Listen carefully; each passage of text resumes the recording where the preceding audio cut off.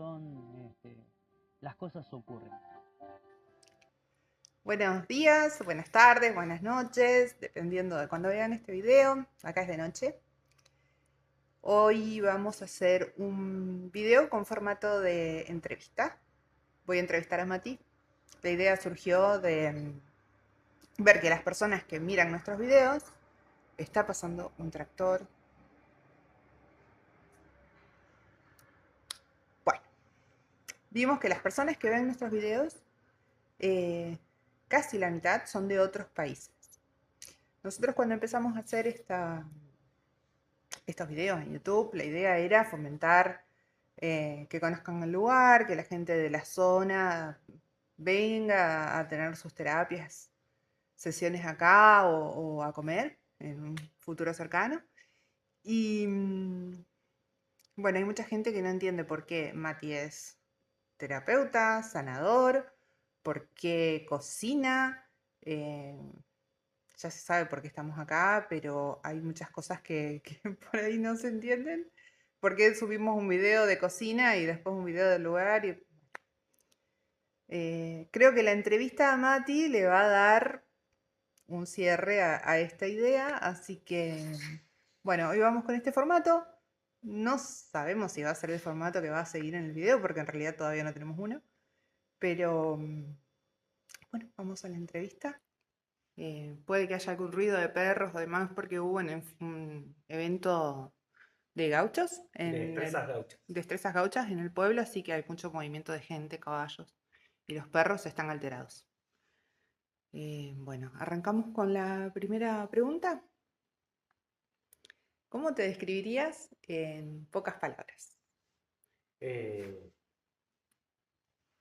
Bueno, soy terapeuta, a veces cocinero y creo que eso. Bien. ¿Dónde naciste? Y contanos un poco cómo fue tu infancia.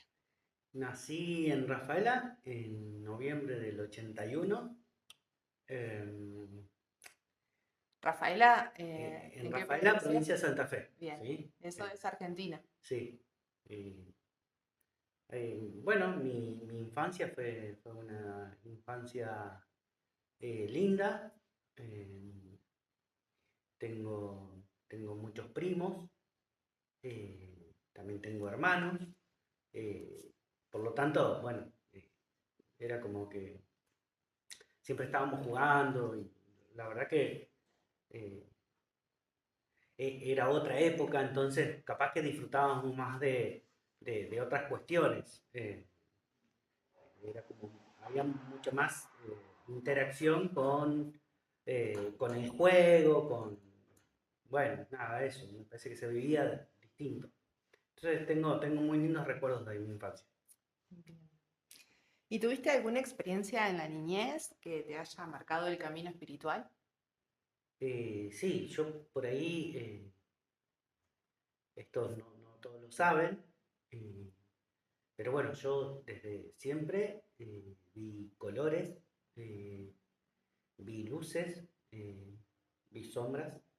eh, Desde siempre yo percibí o recibí o escuché, no sé, háganlo como ustedes quieran, eh, voces que venían de por ahí, digamos. Pero bueno, nada, creo que lo pude poner en palabras una sola vez, que fue creo que antes del fallecimiento de mi abuelo paterno, y, y creo que yo había avisado unos días antes, eh, o incluso me parece que se lo había hablado a él, se lo había contado a él, y bueno, eh, yo tengo ese recuerdo, ¿viste? De que las caras era como, eh, ¿qué está diciendo? Y, ¿Cuántos años tenías? y yo tenía, creo que 5 para 6. Muy chiquito. Era muy pequeño. O ya estaba, o ya había cumplido, hacía días que había cumplido 6, ponele. Em, y yo recuerdo eso, que cuando como que lo puse en palabras, las caras es como que Entonces, en ese momento, yo que no entendía absolutamente nada, eh, nada, creo que ahí un poco lo bloqueé. Y bueno, eso fue como, creo que bajando como la intensidad. Después Claro. aparecía en algunos momentos de mi vida, pero ya no era más como antes. De chico hasta los 8, 9 años, eh, no sé, yo tengo un recuerdo de cuando era chico que aparecía que buscaban a alguien y, y yo creo que dije, no, porque está en... y bueno, creo que también. ¿Dijiste dónde estaba esa persona? Sí, sí, porque lo había visto. Yo no, ¿Era una persona desaparecida? era una persona desaparecida, me parece que era una chica. Mm, Que eso, bueno, me pasa, generalmente trato de evitarlo, eh, porque bueno, no es una sensación muy linda, pero bueno, generalmente cuando hay alguien que no se puede encontrar o que desaparece, bueno, hay gente que por ahí me consulta. Bueno, ya no lo hago casi, pero cuando era chico lo hacía de manera totalmente natural, ni siquiera sabía qué era lo que decía, ¿Y por qué no lo haces no ahora? era consciente. Porque generalmente hay algunos casos en donde eh,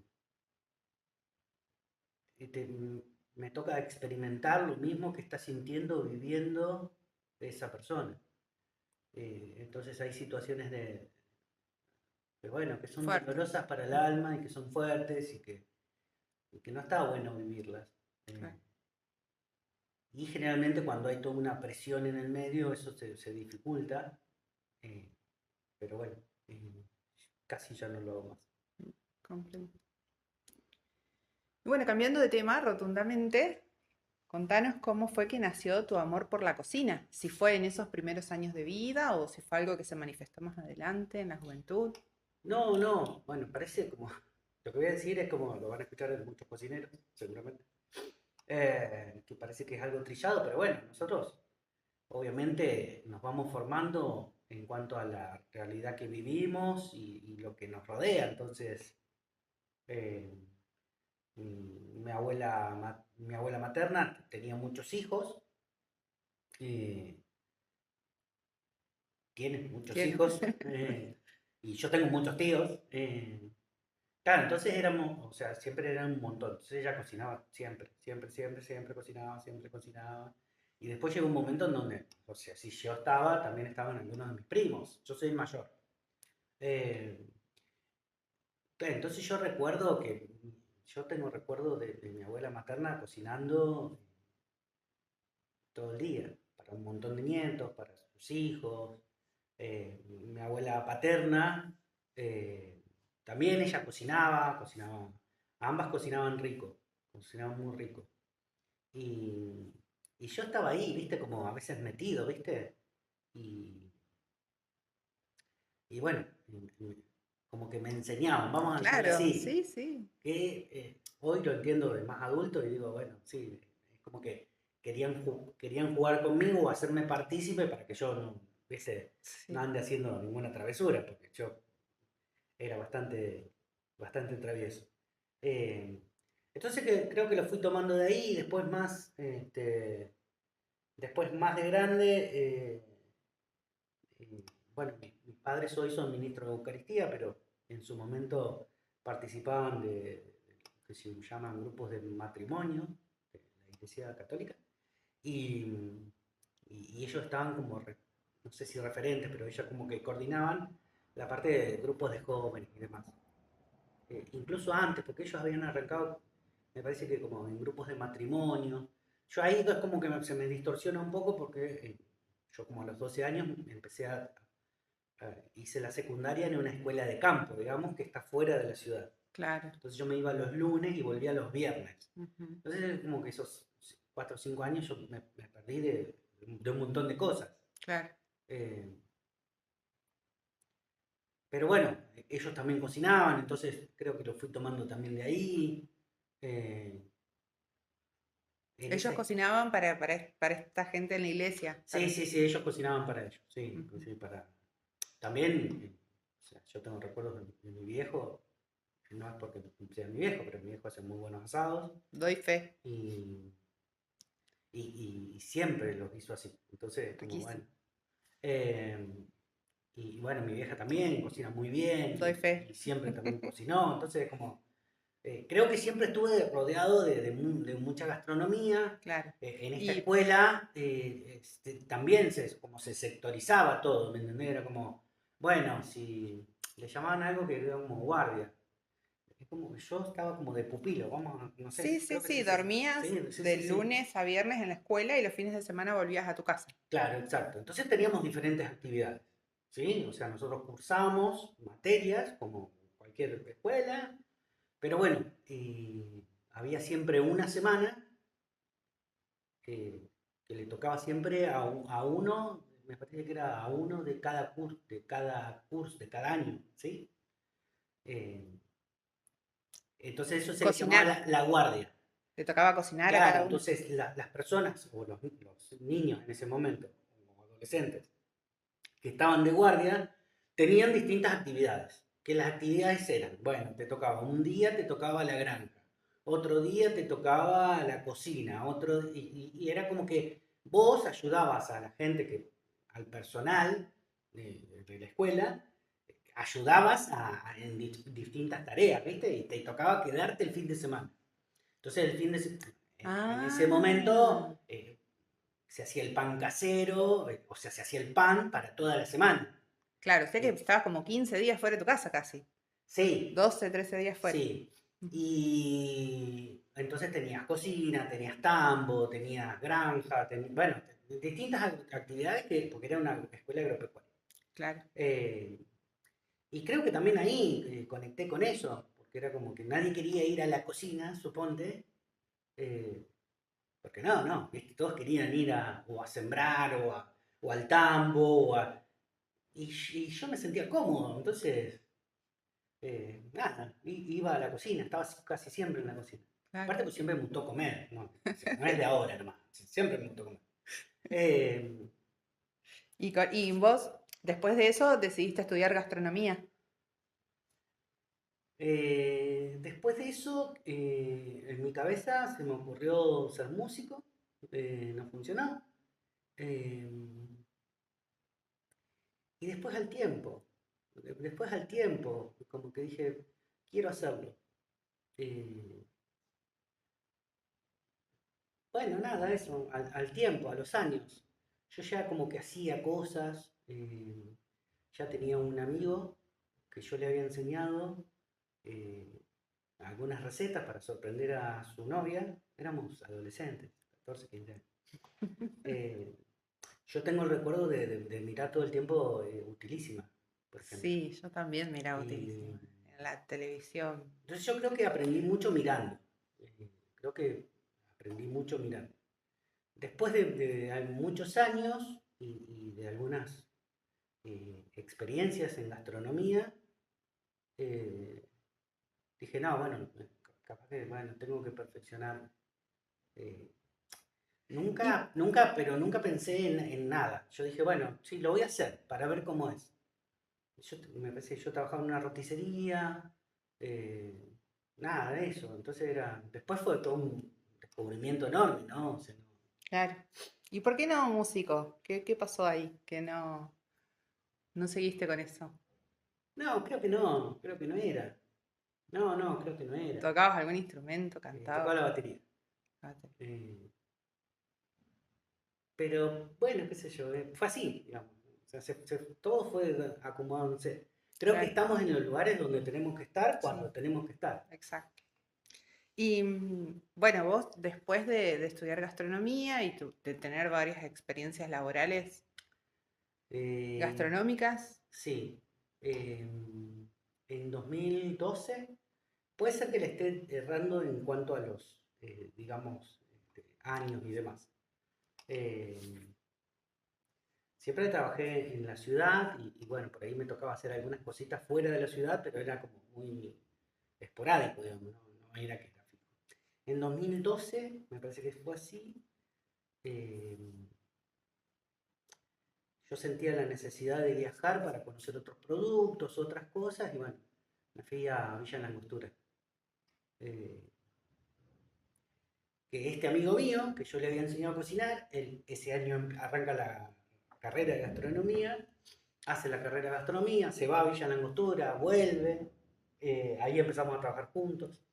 Eh, bueno, un poco él como que, él creo que volvió,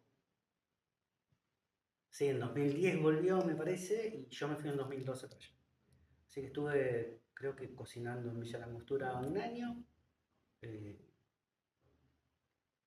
bueno, me sirvió mucho porque, bueno, aprendí mucho y conocí sabores, tiempos, ritmos.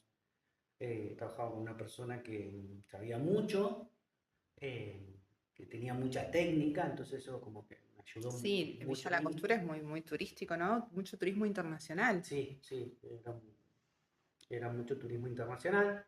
Entonces para mí era nuevo, o sea, la ciudad donde yo, o sea, de donde yo venía no es como turística. Eh, Así que bueno, eh, después me fui a, me pierdo el tiempo, anduve para todos lados, anduve para todos lados y volví 2014, mayo del 2014, a Rafaela, después de una, sí, del 2012 al 2014. Me fui en junio del 2012 y volví en mayo del 2014. Ahí está, así. Bueno, pero Eh, aprendiste a cocinar varias cosas. Aprendiste a cocinar centollas. sí, No, sí, sí, sí, me encontré con un montón de productos que no había en Rafaela. Eh, bueno, nada, entonces es como, no sé, mariscos, pescados, no sé, ciervo, centolla, jibia, no sé, claro, muchas cosas. muchos productos que no son de la zona, pero bueno, valió la pena la experiencia.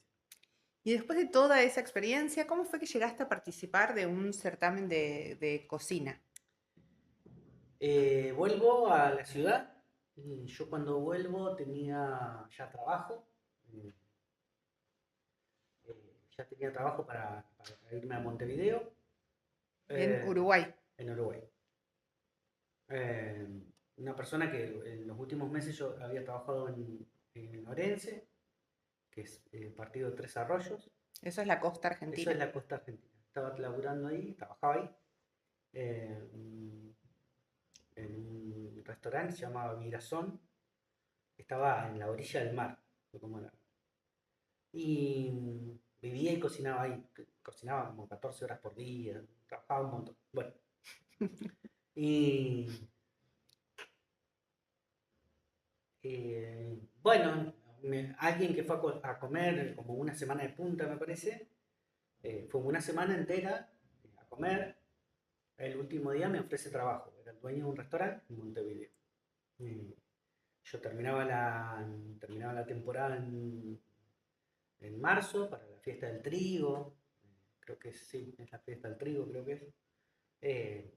Terminaba la temporada, digamos. Y me volvía, pero claro, yo hacía como 2 años que ya no veía a mi familia. En esa época, 2014, capaz que sí había para conectarse y demás, pero yo me acuerdo que tenía un Nokia, un teléfono así, sin cámara, o sea, no. Eh, que hablamos asiduamente con mi familia, hablábamos día por medio y demás, eh, pero bueno, no nos veíamos. Y bueno, cuando vengo, caí medio de sorpresa, digamos, eh, y me quedaba 15 días en Rafaela y después ya viajaba para Montevideo.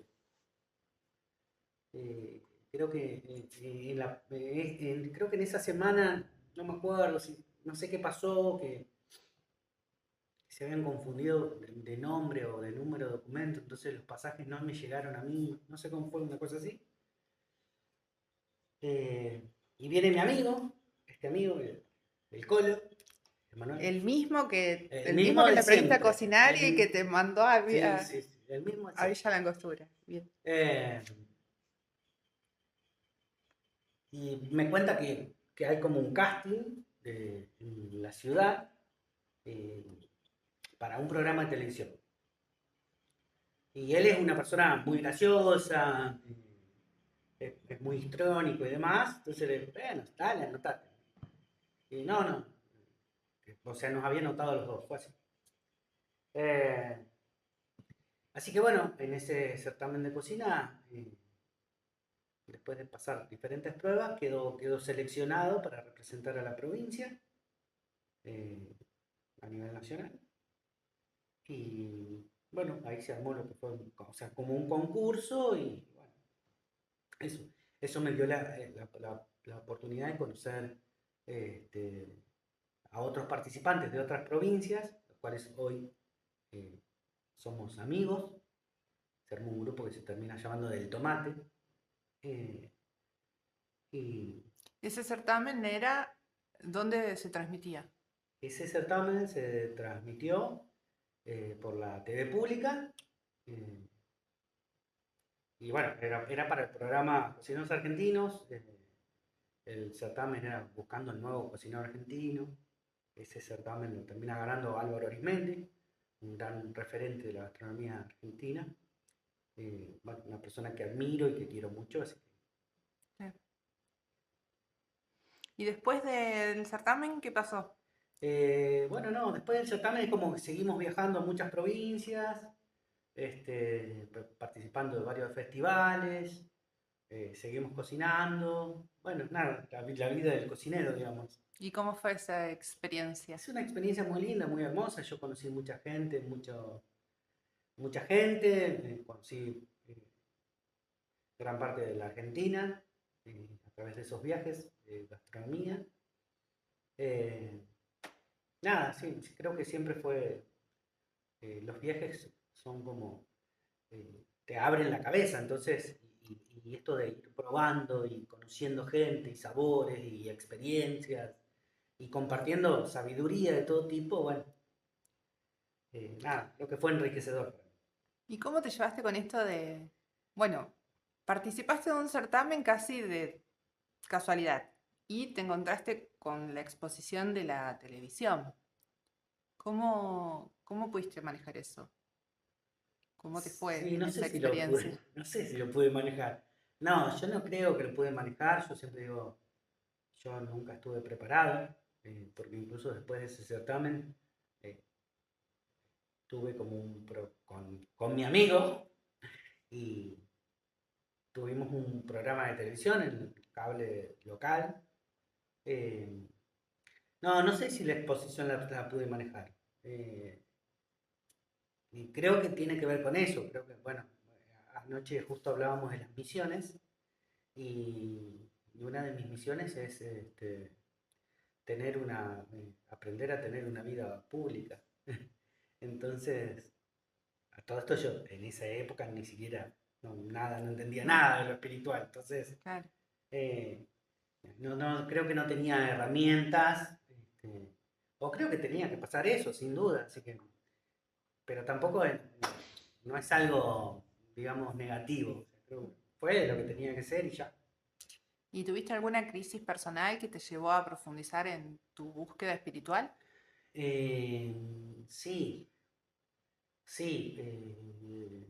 2016, 2017, yo entré como en una crisis muy, muy profunda. No estaba bien emocionalmente. eh, Tenía muchas preguntas eh, y tenía pocas respuestas. Y me sentía totalmente perdido, era como que no. eh,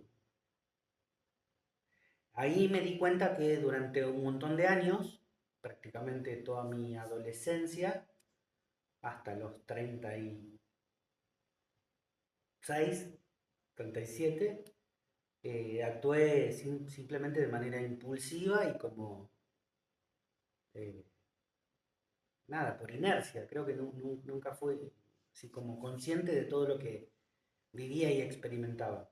Mm, Lo, si vos me preguntás qué sentís que te pasaba, yo siento que estaba como mi mente apagada. O sea, como mi inconsciente estaba totalmente apagado, estaba en piloto. Y solamente iba, ¿viste? Como que hay que ir allá, hay que hacer esto, funcionaba así. Creo que no había como un mañana. Yo creo que nos pasa a todos eso, ¿no? A mucha gente, la mayoría de la gente. En un momento de su vida va en piloto automático. Eh, y bueno, ahí es donde arranco como un camino espiritual, eh, ahí, en esa crisis, digamos. Ujú. Eh, bueno, ¿Y cómo fue el proceso de transformación hasta convertirte en terapeuta? y fue como todo proceso, un proceso, primero que no es lineal, eh, segundo cuesta un montón reconocer todo lo que tenemos que sanar, y a mí con toda una estructura de iglesia católica, pues todo esto, yo venía de una familia en donde toda una estructura católica, esto era así, así, así, y yo lo que estaba a punto de hacer es una locura. Entonces era como que yo creo que también era como demasiado estructurado y demasiado controlador. Entonces era como, bueno, había un montón de cosas que había que trabajar. Eh, Fue turbulento, pero bueno, tuve la gracia de siempre estar bien acompañado. Creo que las personas que me asistieron en este proceso, los terapeutas, los sanadores, eh, creo que, bueno, nada, creo que supieron acompañarme y llevarme, cosa que no es fácil, de la mejor manera. Y me dieron todas las herramientas que tenían a disposición para que, creo que ellos, bueno, creo que mi terapeuta puntualmente lo supo desde el minuto cero. Yo voy conociéndola y viendo todo el resto, empiezo a entender un montón de cosas que me dijo en el año 2016. Las entiendo hoy. Y entiendo por qué me las decía en ese momento. Eh,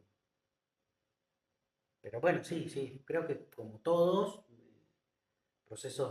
fue un proceso muy eh, doloroso, vertiginoso, eh, caótico. En el medio, obviamente, hubo personas pues bueno, que tuvieron que irse, eh, porque yo ya no vibraba ahí, eh, desde amigos de toda la vida, eh, hasta familiares. Entonces, bueno, es parte del proceso también.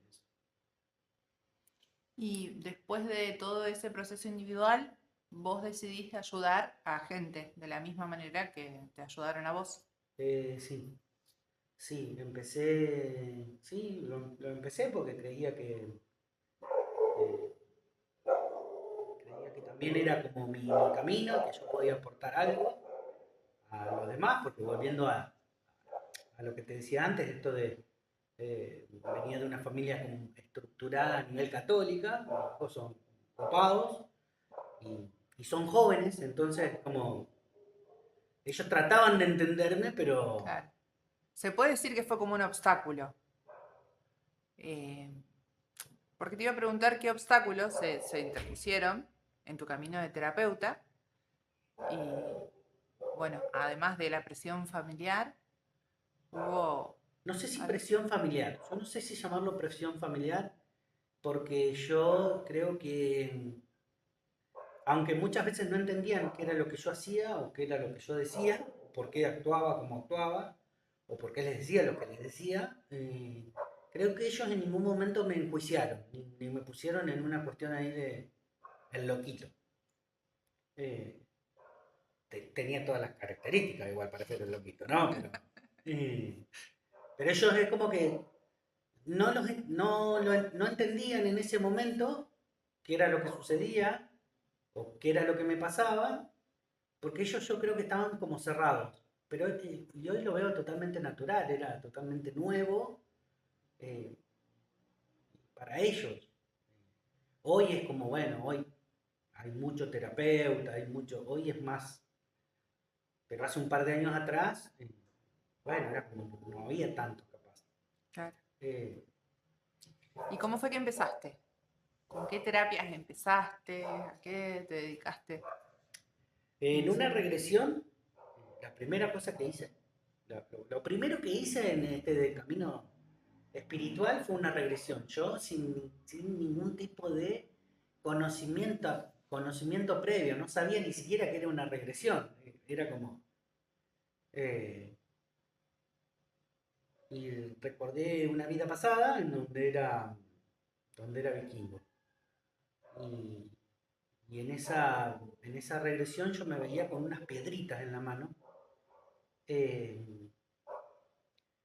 Porque a todo esto yo no tenía ni idea qué eran esas piedras, qué eran esos símbolos, que no eran piedras de piedra de roca, sino que eran piedras energéticas. Bueno, bien. Entonces lo primero que hice fue, eh, dije, bueno, a ver, si esto yo lo experimenté, lo viví, el conocimiento tiene que estar. Y entonces empecé con runas. Hacía lectura de runas. Se las empecé a hacer a mis amigos, bueno, a la gente de mi entorno, digamos. Con eso arranqué. Eh, Después empecé con sanaciones energéticas y ahí empecé a entender qué eran esos colores que yo veía, qué eran esas luces que yo veía. eh, y ahí fue automático, es como que empecé a canalizar y empecé a entender que esto de canalizar es simplemente bajar una información que está en algún lado y que está siendo enviada por, vamos a llamar por alguien, por algún ser. Y bueno, empecé con eso, empecé con sanaciones, eh, y bueno, después me fui formando en con diferentes herramientas y diferentes cosas. Siga preguntándome. Están ¿Por, pasando por los los caballos. perros? Ah, ahí está. Sí, Sí, están sí, sí. pasando los caballos y Están los pasando los perros. caballos, gente. eh, Generalmente donde vivimos no pasa nunca No, nadie. nadie hoy. Pero bueno, hoy se hizo un encuentro de destrezas criollas que, eh, bueno, claro, entonces hay un montón de gente que está pasando con caballos, con cosas, bueno, y los Bueno, perros es como que son partes, son sí, sí, partes. sí, no entienden qué es lo que está pasando. Para ellos dirán, Un qué perro perro grande. grande. Son perros de ciudad, por eso. Son perros, claro, son perros de ciudad. Entonces nosotros hace 3, 4 meses, no sé hace cuánto que estamos acá. 4, sí. 4 o 5 meses. Hace 4 o 5 meses los trajimos al campo, entonces es como, claro, ven un carancho que tiene un tamaño enorme, ellos piensan que, no sé, que es una paloma y que lo pueden agarrar. Estas cosas que no. Pero bueno, ya Bueno, nos vamos a acostumbrar todos, para todo es nuevo. bueno, vamos a seguir con las preguntas respecto a las terapias. ¿Ok? Bueno, arrancaste con runas, después sanaciones energéticas y bueno, fuiste Sí, sí, me fui capacitando. capacitando. Nada, esferas de luz, mediunidad, eh, cirugía astral, digitopresura, nada, meditaciones, regresiones. Fui haciendo muchas cosas, tapping, no sé, hay herramientas que ya no utilizo, entonces es como que están ahí. Yo siempre, Sistémicas también, biodescodificación y constelaciones. sí hice algo de, bueno, sí, sí, hago constelaciones, así que estoy haciendo todo lo que es bioneuroemoción y demás, pero bueno, eh, lo trabajamos a medida que podemos. Sí hice algo de bio también, biodescodificación también hice. Eh, Nada, me fui capacitando, creo que siempre lo que me iban pidiendo mis guías, digamos, yo lo iba haciendo, por más que no resonara con esa herramienta. Y pasa que después te terminas dando cuenta que todo tiene que ver con todo y por eso también a veces me cuesta mucho contar o poner en palabras qué es lo que hago, porque la verdad que en una sesión, no sé, hay veces que terminamos usando 2 o 3 herramientas en la misma sesión.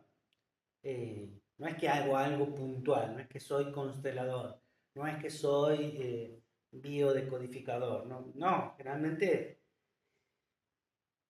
trabajamos de manera sistémica y de manera energética con cada proceso. Siempre tratando de que el paciente se sienta acompañado, cuidado. Pero bueno, siempre van surgiendo, en un tiempo hice Aqualet, es otro sistema de sanación. Y bueno, en esto de acompañar al paciente, vos tenés que también estar Se mueve absolutamente centrado, todo. ¿no? Claro. Se mueve absolutamente todo. Creo que va de la mano. Yo ya lo dije.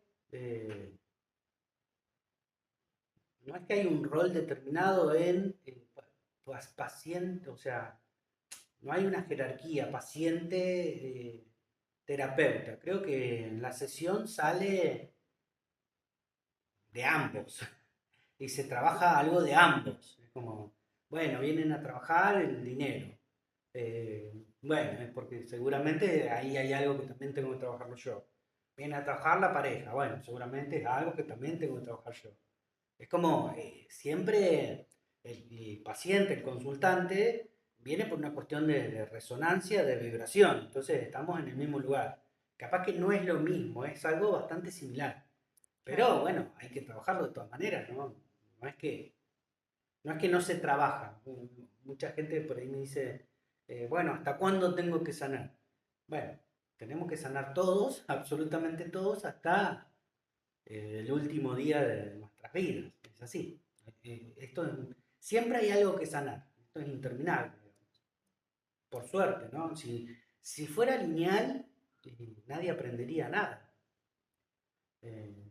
Por eso es todo tan... Bueno, hay como baches. Bueno, a veces estoy bien y bueno, por ahí estoy bueno, de caer también se aprende. También se aprende de subir, ¿no? Pero creo que tiene que ver con eso. ¿Y tenés alguna rutina o práctica personal que te ayude a mantener el equilibrio, estar centrado? No sé. No tengo rutina. Trato de pedir asistencia todo el tiempo, o sea, todos los días. Me hago una protección, una protección todos los días. Trato de caminar bastante descalzo en el césped.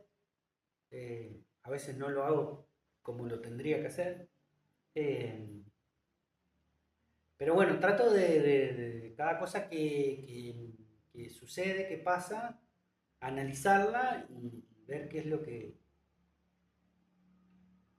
es la parte que me resuena a mí. Si hay una resonancia, bueno, trabajarla. Y si no, bueno, no, dejarla. No todo lo que sucede es de uno. Bueno, y ya yendo a un cierre, podemos hablar de los proyectos. ¿Cómo imaginás esta casa en estación en el futuro? ¿Qué pregunta? Creo que uno nunca termina de ser terapeuta ni uno tampoco termina de ser nunca cocinero. Creo que siempre hay algo que te hace volver. O sea, y más teniendo en cuenta esto que cada uno de nosotros trabaja o el oficio que tiene está relacionado a lo que cada uno tiene que sanar del clan, digamos. Bueno, creo que es eso. Creo que me toca sanar esas partes. Ambas partes, se dice así. Bueno, el terapeuta es como el doctor, digamos, bueno, que se encarga de sanar la información de aquellos que tuvieron problemas de salud mental. ¿Sí? Entonces, uno es terapeuta, justamente eso, va sanando toda esa información que está. Personas que tuvieron algún tipo de problema de salud mental o que lo tienen y no están y no se los reconoce. En tu linaje. Sí, en el linaje. con el clan. Claro. Y el cocinero lo que busca es, de alguna manera, unir la familia, llevar todos a la mesa. Que bueno, en mi linaje también hay una historia así como de abandono, entonces creo que es eso, creo que siempre hay que trabajarlo y bueno, es la manera que tenemos de reparar esa información. Y ya, entonces es eso. Y volcándolo a tu pregunta, creo que este lugar va a tener ambos, o sea, creo que va a tener un poco de cada cosa. Sectorizada, separada, tal vez, no sabemos. Creo que en algún momento esto va a funcionar como, no sé si un restaurante, pero ponerle lo más próximo que hay es como, bueno, armar una parrillada de campo. O armar como si fuese, o sea, no sé, lo estamos armando, entonces creo que vamos por ahí. Eso es lo pronto. Entonces, dentro de la parte gastronómica, lo que va a haber aquí es una parrillada, ¿sí? Donde se va a comer asado, carne, no verduras.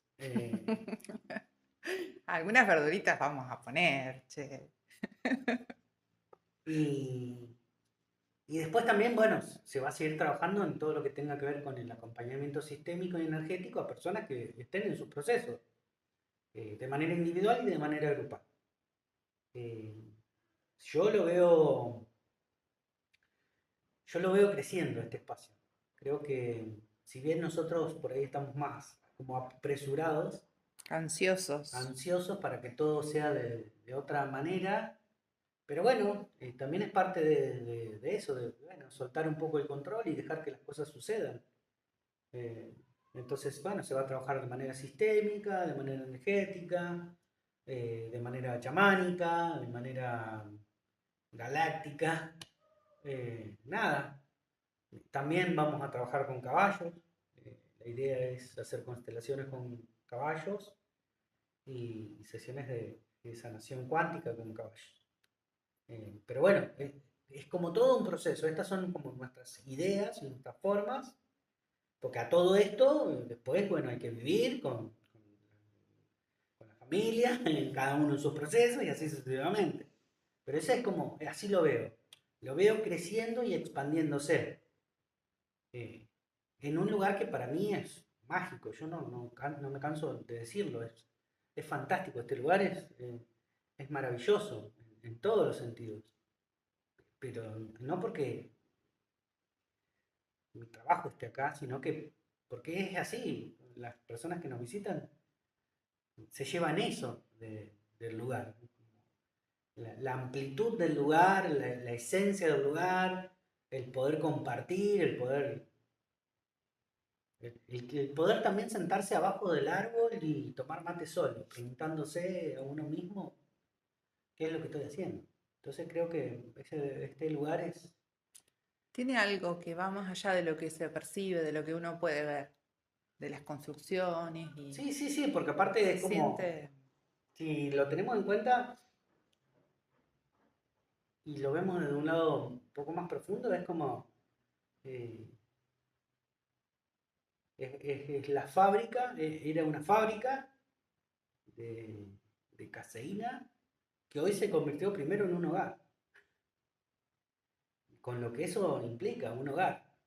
Nosotros cuando llegamos a este lugar y cuando más o menos teníamos como confirmado que este iba a ser nuestro hogar, eh, decidimos, en realidad fue la idea de Tatiana, me dijo, bueno, preguntá qué nombre, creo que fue así. Sí, Y, y yo, bueno, en mi cabeza resonó Uga. Yo lo interpreté con Hugo. O sea, después me acordé que todo lo que uno recibe no tiene que poner tanta cabeza y control y demás. Y busqué la palabra Uga. no, es que en realidad empezaste a deletrearla después porque Claro, no se escribe igual a como yo nosotros lo pronunciamos o como lo, vos lo escuchaste. sí, lo voy a explicar porque la gente no entiende lo que estamos hablando. Ok, Eh, yo lo recibo en mi cabeza. Y como que lo voy diciendo. Y una vez que lo dije, me olvidé. Me olvidé. O sea, yo te digo, no sé, cualquier cosa, y ya me olvidé, se me va, porque no es una información, no lo digo yo, no sé cómo explicarlo. Y entonces eso pasó con el nombre, fue como, lo deletreé porque me sonó Uga en mi cabeza, Yo googleaba Uga, no encontraba nada. y creo que te dije no.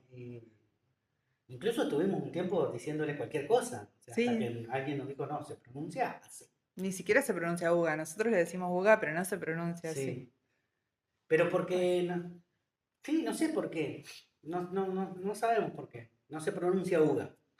Eh, pero en mi cabeza había sonado Uga, y cuando yo lo deletreo, o sea, ¿se dice así? sí, Eh, claro, nos encontramos con todo un significado y un simbolismo que es compartir, pasarla bien, es como una forma de vida, y que es una palabra, que es danesa. al igual que el origen de Es este una lugar. palabra danesa, ahí es donde lloramos los dos, cuando nos enteramos, o sea, cuando nos enteramos porque nosotros vinimos, conocimos el lugar, conocimos toda la historia, que es súper larga, cuando queremos ponerle un nombre al lugar, lo pido, lo canalizo, lo bajamos, y ¿qué hace uno? Googlea, como todos. Y al googlearlo es un significado danés, como la casa, como la fábrica. Eh, Como el confort de las pequeñas cosas claro, habla de eso. en la casa, en el hogar. Disfrutar de esas cosas. Habla de disfrutar de las pequeñas cosas del hogar, la familia, con los seres queridos. Y creo que eso nos fue muy simbólico para nosotros, fue fuerte. Eh, Porque aparte de todo esto, cuando yo no sabía que veníamos a ver esta casa, me pasa a buscar Tati y me dice, tengo que mostrarte algo, vinimos hasta acá. En el camino estamos hablando de hacer manteca casera. Sí. Llegamos acá y el dueño nos cuenta que la fábrica era una fábrica de manteca. De Entonces caseína y manteca. sí, fue Nada así. más. Era como todo, absolutamente todo, nos traía acá. Era como que el lugar nos estaba esperando a nosotros. Y nosotros creo que en algún tiempo, o sea, creo que creo que fue así, creo que también estábamos buscando esto, de manera individual. Sí. Eh, ¿Quieres dejarle un mensaje final a quienes nos ven, te escuchan? ¿Te canalizado? No, no sé, si lo Ah, querés canalizar, podés, no, pero bueno, la no, idea es... no. Me pone muy nervioso la cámara. Eh, no, un mensaje final, creo que hace unos días me preguntaba para qué estamos haciendo estos videos, y, y fue llevarles o transmitirles el mensaje de que realmente se puede cambiar la forma en la que vivimos, pensamos y creemos. Creo que nosotros estamos hoy haciendo estos videos para, para que puedan reconocer que cada uno de ustedes puede lograr lo que se proponga en la vida. Como nosotros no somos seres no sé, de otro planeta, o sí, pero no somos distintos a ustedes, somos exactamente a ustedes, con los mismos, eh, con exactamente todo lo mismo, todos somos unidad, entonces todos tenemos que aprender de todo. Capaz que hoy tenemos otro tipo de herramientas, pero también tenemos las mismas o otras dificultades, porque la vida también es eso. Entonces, vamos a ir estamos afrontando un montón de cosas, y creo que es eso. Creo que el mensaje final es atreverse, a soñar. Eh, una vez, cuando no me gusta hablar mucho de que gané un certamen y eso, pero se me viene ahora en este momento a la cabeza una frase que dije en la entrevista de este programa, que dije algo así como hay que soñar con el corazón, o hay que soñar, total soñar no cuesta nada, y que cuando se sueña con el corazón, las cosas verdaderamente ocurren. Creo que la frase es algo así. Eh, y hoy siento que es así. Hoy siento que cuando uno, cuando uno le pone sentimiento y emoción a lo que realmente quiere, creo que cuando unimos la cabeza con el corazón, con el sentir, y lo soltamos, simplemente ocurre. Y es eso, es después de buscar y de encontrar un montón de lugares en donde estaban todos destruidos, hoy estamos en un lugar que para nosotros es maravilloso. Y no sé si será el lugar en donde termine mi vida, digamos, pero